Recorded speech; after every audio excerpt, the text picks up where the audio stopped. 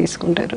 ఒక్కసారి నాకు వివరంగా చెప్పారంటే ఈ డిపార్ట్మెంట్ మీరు ఇప్పుడు ఏదైతే చెప్పారో డిఫరెన్సెస్ ఉంటాయని, ఎన్ని రకాల డిఫరెన్సెస్ ఉంటాయి చెప్తారా? ఇప్పుడు బీకామ్ చేసిన వాళ్ళే కాస్ట్ అనాలిసిస్, కాస్ట్ అకౌంటెంట్గా కూడా వాళ్ళు వర్క్ చేయొచ్చు, ఆడిటర్గా వర్క్ చేయొచ్చు సంస్థల్లో.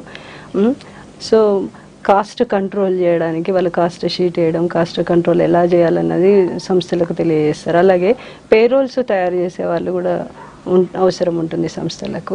ఇంకా ఒక సంస్థ పెద్ద సంస్థ అంటే వివిధ బ్రాంచులు ఉంటాయి ప్రతి సంస్థకు.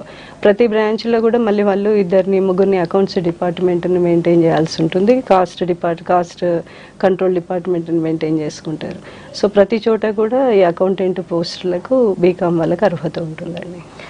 అంటే చదువుకున్నంత మాత్రాన జాబ్ ఇదే చెయ్యాలి అనేది లేకుండా ఎలాంటి కోర్సెస్కైనా కూడా ఈ కామర్స్ నుంచి ఉన్న స్టూడెంట్స్ లైఫ్ని జాబ్ లీడ్ చేసుకుంటూ వెళ్ళొచ్చు అండి.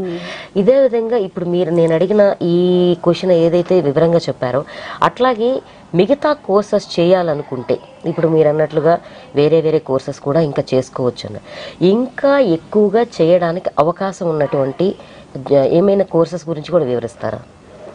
ఇక్కడ వచ్చి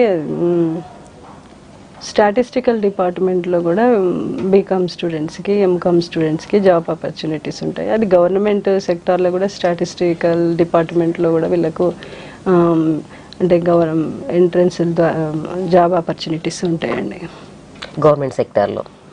ఇప్పుడు గవర్నమెంట్ సెక్టార్లో మనకి లిమిటెడ్గా